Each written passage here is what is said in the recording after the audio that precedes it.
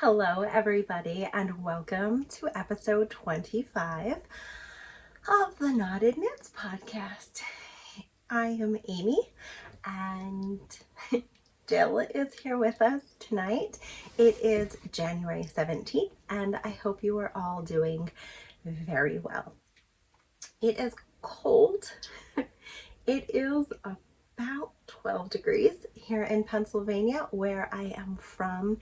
So I hope you are all doing well. I hope you are all warm and thank you for spending some time with me. This is my podcast where I share what I'm working on and hope you guys enjoy it. I have quite a few finished projects to chat with you about on this episode and just a few administrative things before I get started. I can be found on Instagram as _knotted_knitter. There is a name change right now, and I'm gonna chat about it a little later on in the episode, but I might be going back to Amy's Knotted Knits for a couple of different reasons. But for now, the Knotted Knitter is how you can find me on Instagram, and I am on Ravelry as well as Amy's Knotted Knits.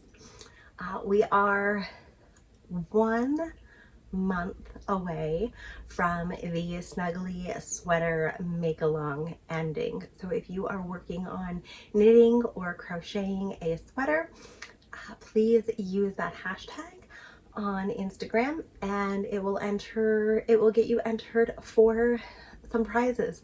What are the prizes going to be? I don't know yet. I don't have a clue, but there will be prizes. We'll figure that out. I've got a month. I'm going to start with finished objects. There are 3 that I have for this episode, and we're going to start with the smallest one first and then work our way up to the biggest project that I finished since the last time I recorded. The first finished project, and this is my first finished project of 2024. This is the Amore Coaster pattern by Heidi and Lana on Instagram. And that is the back side. This is a DK weight coaster, and when I had seen this pattern, I just thought it was the most adorable thing, and I knit it in an afternoon. It is DK weight. I believe the pattern calls for size 5 needles, and I think I used size 6 because that is what I had closest to me. It is all written, so it is not a charted pattern, and I realized I love a chart. I thought the pattern overall was very, very fun and very easy in a sense that I've worked color work before, so I had an idea what I was doing. There were a couple of parts that were a little bit fiddly, but I think overall it was completely worth it. I've not made any others. I am still thinking about making some other ones, but this was just, I needed an instant gratification project. And I saw it Saturday night, I think, and then Sunday I cast it on. I want to show you the wrong side so you can see how pretty the front looks, and I did try to keep the back side neat. I did not block this. I am considering it just because this corner is a little wonky, so I am thinking about blocking it for that. I have used it. There have been numerous cups of coffee on top of this. Some delicious brownies were on top of this. I thought it was so sweet. I thought about knitting one for each one of the ladies that I work with for a little Valentine's Day present, just for something fun. But yeah, that's my first work in progress. I really did not ever expect to knit a colorwork coaster, but it was a lot of fun. Yeah, I did not mention All of the things that I talk about will be listed in the show notes below. I always forget to mention that, but they will be below. And that's the question for this episode, because I'm curious, how often do you look at the show notes? If there are links in a podcast episode within the show notes, do you click on them if you have questions, or do you just search for the things on Instagram or Ravelry on your own? I'm just curious. And that's the feedback I'm looking for. Also, talking about this project, this was a scrap project, so I do not know what any of these three colors were, but I thought they were very pretty Valentine's Day colors and just went white, red, and pink, which was how the design was written. So I followed that, and I think it's really pretty. I'm very, very happy with it. Definitely, like I said, that instant gratification project that I needed. It is definitely the season of scraps for me right now. The second finished project that I have is my Musselburg. I finished it and I love this. So the whole reason I cast this on is because Sue and Jessie are hosting the Monster Musselburg Cal 24 on Instagram, and I wanted to participate.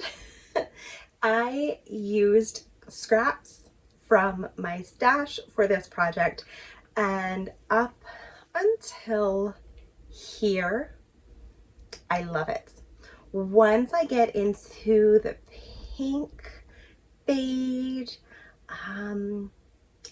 not quite loving this section right here. I once again do not know what yarns I used, but the fade on these yarns, I am so proud of this. I think it looks great. All things considered, I think the whole hat looks great. I should have knit another probably 2 inches for the length. I'm not going to talk too much about the Musselburg pattern because I feel like everybody and their mother's brother is working on this pattern right now. But it is by Ysolda Teague. It can be found on Instagram. It can be found on Ravelry. It is a paid for pattern that comes in a myriad of sizes and weights. And I was watching Professor Pearl's podcast, and she had used the phrase of it being a swatch-free project. And I loved that because really this hat is, you cast on, which is fiddly. I knit this using size US 3 needles, and you increase, and as you're increasing you check your gauge, and the pattern instructs you based on how many stitches you have for your gauge, how many increases you need to work, and then it's written for how many inches you need to knit, which I did not listen to. And then you do your decreases, and it's wonderful. I love this pattern. So I'm going to pop it on just a second. Ta-da! So as I said, I wish I would have knit it just a little bit longer, but I can roll up the brim. And I've not blocked the hat yet, but I am actually contemplating blocking this. And the other side. So that's the fun part. You just flip it inside out. So we've got the blue that matches my shirt today. And then we have the pink. So I am really pleased with it. I think all things considered, the yarns work really well together. Yeah, so that's my scrappy Musselburg hat.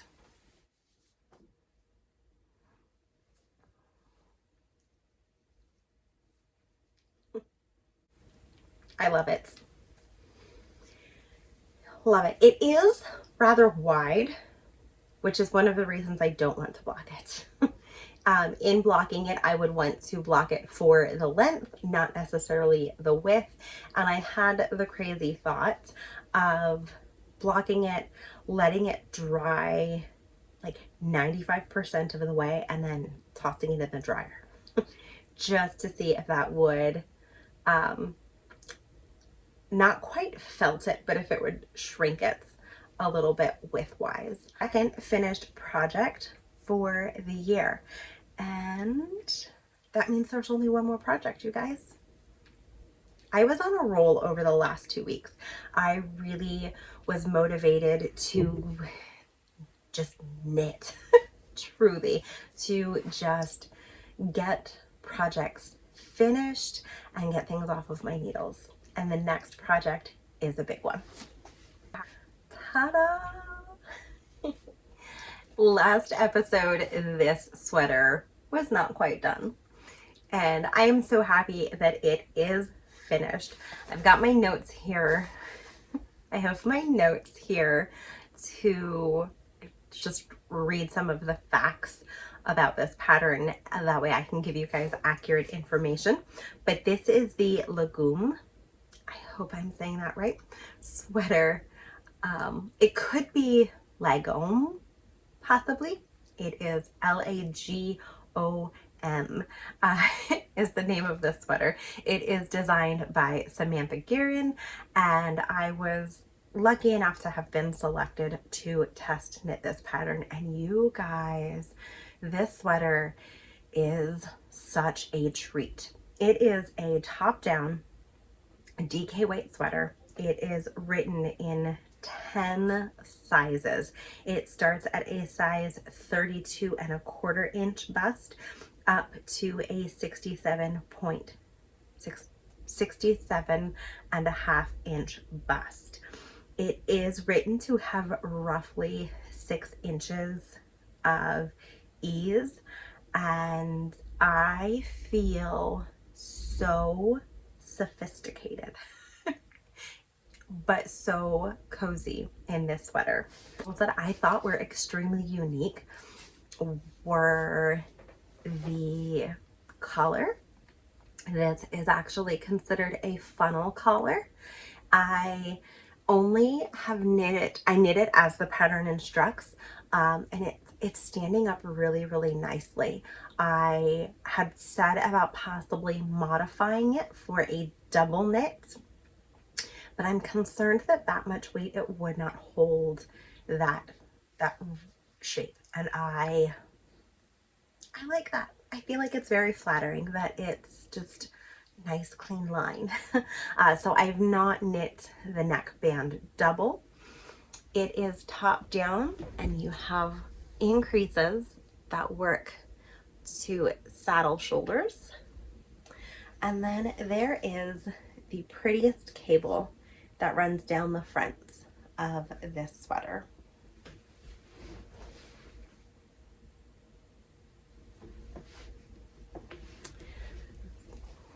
The back is all knit, and I love it. The sleeves are kind of baggy balloon. I mean, I've got ease. I've got ease to spare on this sweater. I knit the 48-inch bust and probably could have gone down to at least the 44, but it's cozy. It's been so cold here. It just finished drying today.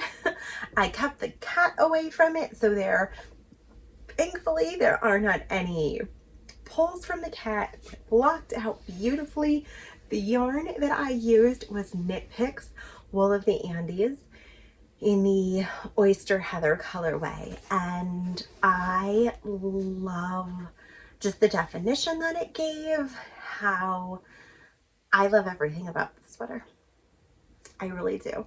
I would definitely recommend. And the cable detail, it's written very, very well. it is charted and it is also written instructions, and it happens so infrequently that it's not a stressor of every row there's big cable things happening. So if when you are ready for that next sweater to go beyond, or you're a knitter who wants to knit that classy, timeless piece with a yarn that you just love, that's going to have a little bit of detail, this is one of the patterns that you are looking for. I love it. I absolutely love it. I really don't have anything bad to say about the pattern. For me personally, the modifications that I made, I knit my sleeves a lot shorter than the pattern says. I knit 12 inches and then I did my cuff ribbing. I did not knit them the full length that the pattern says. The other modification that I did not make, and I wish I would have made, is the length of my sweater is just a little bit longer than I wish. Here's my belly button, and it falls roughly 3 inches, maybe 4 inches below my hip, but it does have good coverage of the booty. It's long, it's oversized. I mean, it's great. I'm loving it. It's one of those sweaters that I feel like you could almost have one in every color. But I'm really happy with it. And those are my finished projects. 3 small, medium, large off the needles. Yes, this does count for a sweater started in 2023, finished in 2024.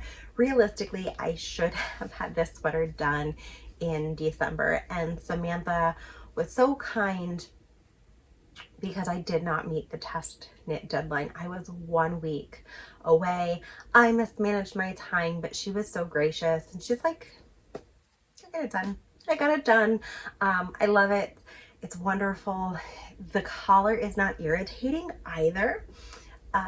Having used Knit Picks Wool of the Andes yarn, the only spot that I feel a little itchy is like my very upper back, like not on my neck, but on my upper back between my shoulder blades and right here on my chest. That's just where I feel just that little bit of friction from the fiber. So when I wear this like for an all day, I will just make sure I have more of a higher t-shirt on, and then I don't have to worry about it. I don't necessarily shy away from a more woolly fiber based on itch factor. That's what tank tops and layering are for. Right, and I'm just gonna keep this on. I'm happy in it, and I'm just gonna keep it on. Okay, let's start talking about works in progress. And I have 2 of them for this episode. My project is in my Stitching the High Notes Halloween bag. I'm just calling it my Gothic Roses because we can just use those all year round, and this fabric's just so pretty. Valentine's Day is right around the corner. These are roses. That means it's a Valentine's Day bag. Hey, if you don't agree, let me know why in the comments. I am still trudging along on my Gingerbread house socks with the yarn dyed by Lisa of the Cozy Cauldron Fiber Co. I was working on these last episode, and I have made quite a bit of progress. And let's see, here's the first sock. The first sock was done last episode. And here's the second one. And again, good progress. If you watched last episode, you heard me waffle on about knitting 20 rows on a sock a day and knitting a mini a day, and I haven't done any of that. I finished all of the small little things that were on my needles, and only once my sweater was done did I start working on the other projects. And once I had my Musselburg Hat done, I picked up the socks. And they are being knit on US 1, are these ones? Trying to be really consistent this year. Yes, US 0. US 0 9-inch circular needles, and I'm doing a 2x2 rib pattern. And the leg is 82 rows. And I did a heel flap and gusset. And last episode, I had talked about how I felt like I did a sloppy job picking up the stitches on the other heel flap. So for this one, I really took my time, and I am much happier with how that looks. We've got a nice clean heel flap and gusset, and I finished the decreases. So now I just need to knit the foot, and this will be done. When am I going to have this done? I don't know. Because I cast on another sweater. As much as I am enjoying all of the quick projects, you guys, these sweaters just call out to me.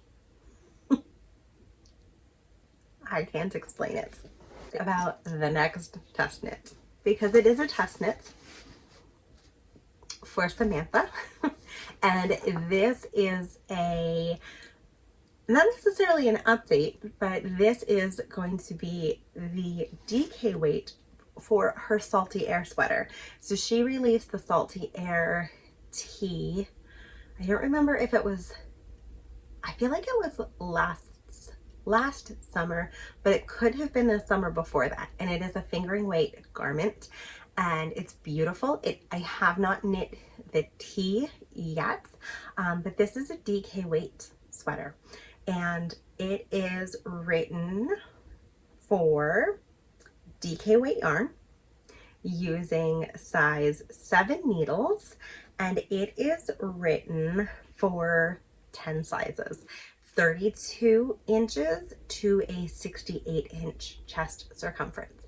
So great range of size. I've just started this last night.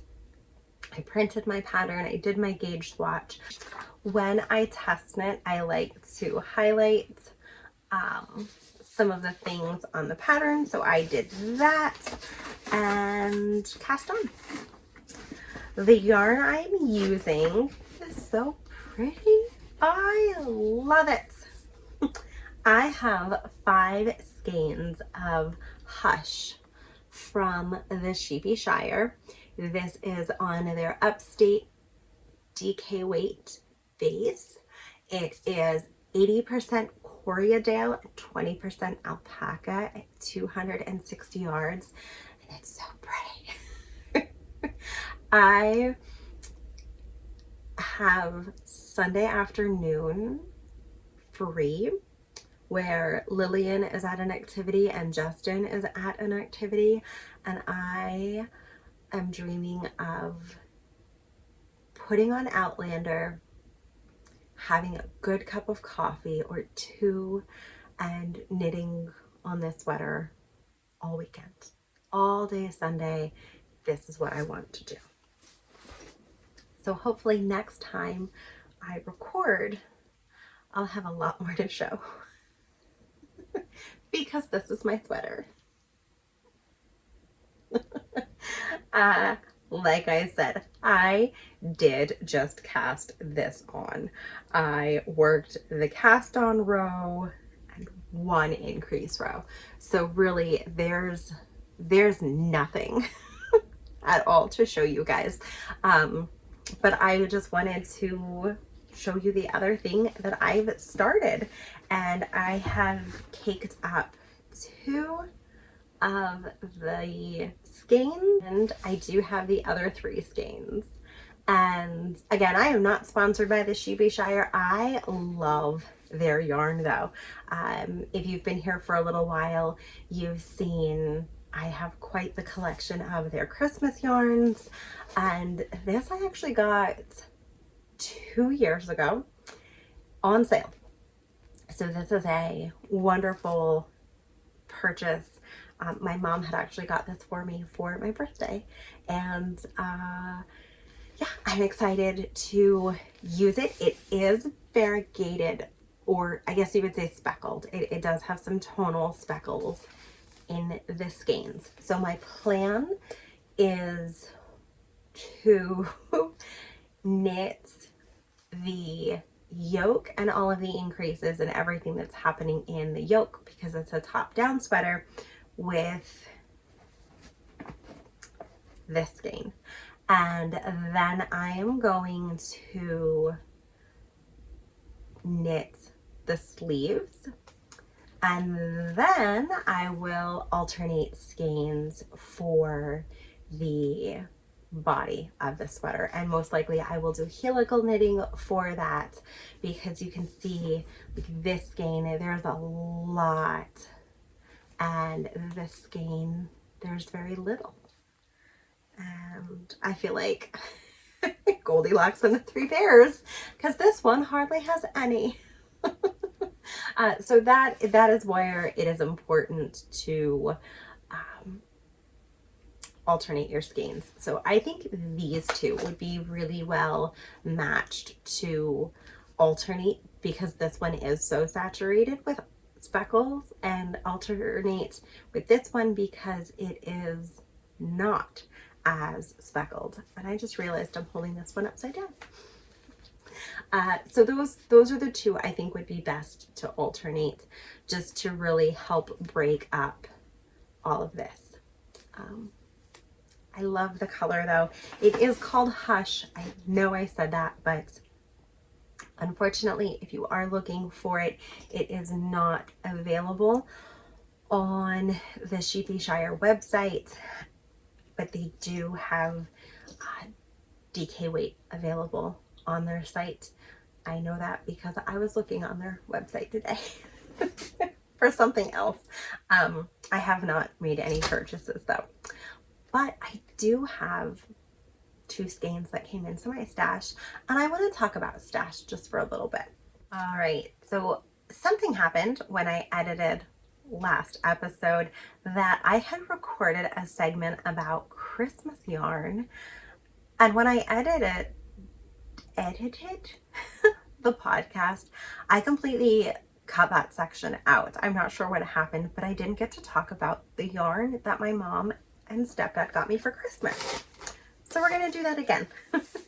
And I just because I'm using this podcast as a way to be accountable with my knitting this year, I just want to make sure that this one's logged.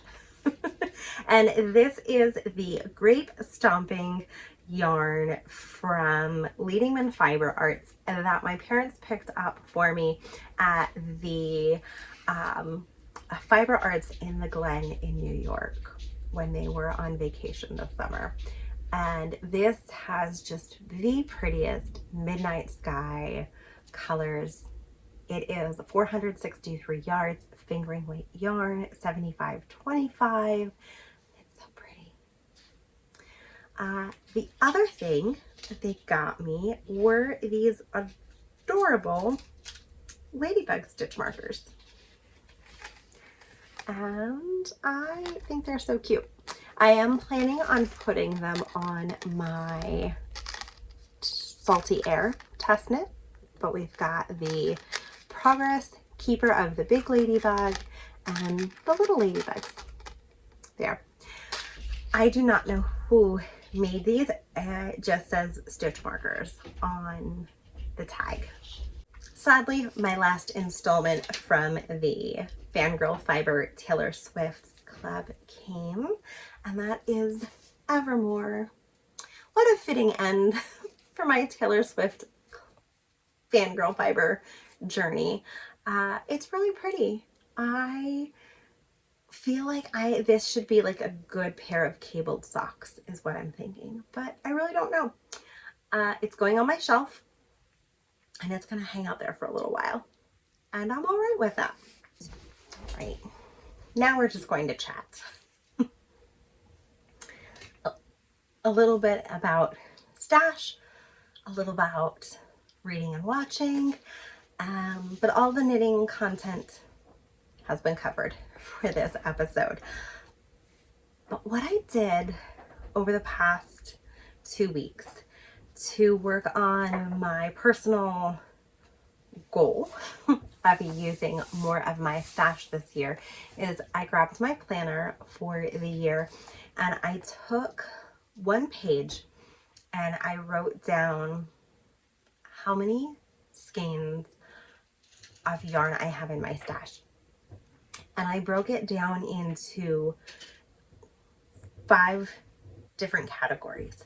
I broke it down into and there's variations of this. This is not specific number of skeins, but projects that I could make from what I have in my stash. So I have 3 shawl kits. Whoops. The last shawl I knit was in Stephen West shawl 2 years ago. I don't think I'm a shawl knitter. I have 4 skeins of yarn in my stash that I have designated to be hat yarn. I have skeins left over from my Neon Nectar that I knit, and I have 4 skeins that I have designated specifically as hats, and that's how I did it. Sweater quantities of yarn. Technically I had 5, but that was counting the test knit for Samantha. So now I'm down to 4 sweater quantities, and I do have 2 patterns picked out for 2 of the sweater quantities. So I have 2 left that I have wiggle room, and that's kind of what I wanted, that I can use them for a test knit, or I can see something that inspires me and cast on for that. The 2 projects, the 2 sweater patterns that I would like to knit are the Rosalind top and the tessellated vest. I just think they're both really pretty patterns, and I'd like to knit both of them. Then we have sock yarn. Now, sock yarn is a special thing. But I have worked really, really hard and diligent to use what I have in my stash. And I don't have any shame. I don't have any guilt. I'm happy with what I have in my stash, but I also am looking forward to using it. So I have 22 full skeins of sock yarn, fingering weight yarn, in my stash. And I have 0 motivation to knit socks whatsoever. I also have 13 50-gram skeins of sock or fingering weight yarn in my stash. And I wanted to break it down like that because I have done some swaps over the past couple of years, or I have skeins that were specifically 50-gram skeins, and I didn't want to count them as full skeins. I wanted to count them as 50-gram skeins because that's what they are. And I know I can get a pair of socks out of them, or I could do like a half and half Musselburg hat with them and be okay with that. But for me, I wanted to take the time and look to see what I had in my stash and be realistic and be responsible with my purchases this year. Everything that you see up here is not counted. That is in the void of yarn that I do not know how to categorize it.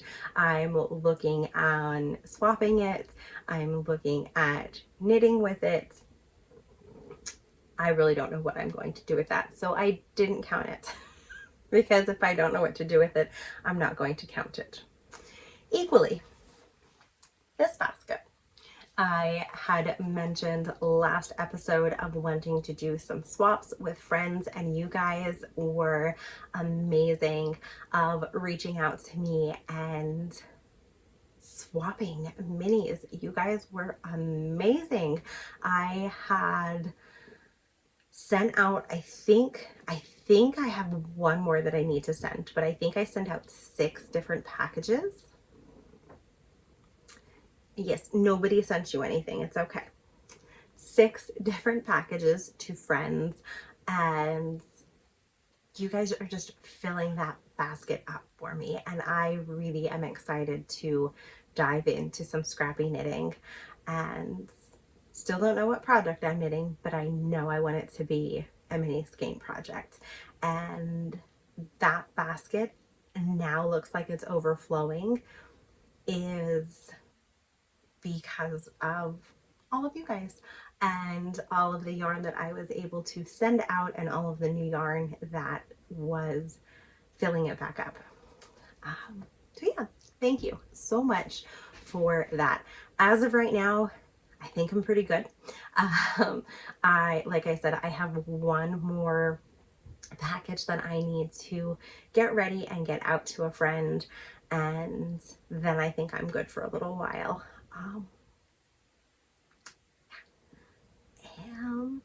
So let's see. That takes us to like reading and watching, and I don't feel like I've been doing either.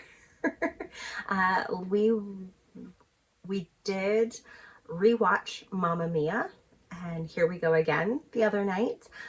Lillian had the chance to kind of pick the TV, and we watched that. And then Justin and I had movie nights this past weekend, and we watched Self-Reliance, which is on Hulu, and it was surprisingly good. I really enjoyed it. It had a crazy cast. There were people who popped in on that movie that we had not seen like in a film in years, but it was really, really good. We did watch that. Like I said, I've been watching Outlander by myself, and podcast, I've been watching Professor Pearl. I've been kind of catching up on her episodes, and I'm trying to think if there's anybody else that I've kind of fallen into the rabbit hole of binging podcasts. And I've been watching a lot of Professor Pearl right now. But we do have a winner for this episode to announce also. So let's do that. The winner for this episode's giveaway, technically last episode, is going to be Jenny Lee Schwartz. And I am going to let this up for a couple of days, but Jenny, if you use Instagram, go ahead and get in touch with me there. If a couple of days go by and I don't hear from you, I will reach out and get in touch with you. But I have a fun little goodie prize that I've put together and want to give that to you. But that's it. That's kind of where we're at for this episode. I know I was chatty again. I know I've got things all over the place, and I just appreciate you guys coming back for the chaos. But that's where I'm going to leave you. And thank you guys for spending some time with me this evening, coming back week after week if you do. And if you're new here, thank you for sticking it out. I hope you enjoyed this episode. And if you did, please consider liking and subscribing. And I'll see you guys next time.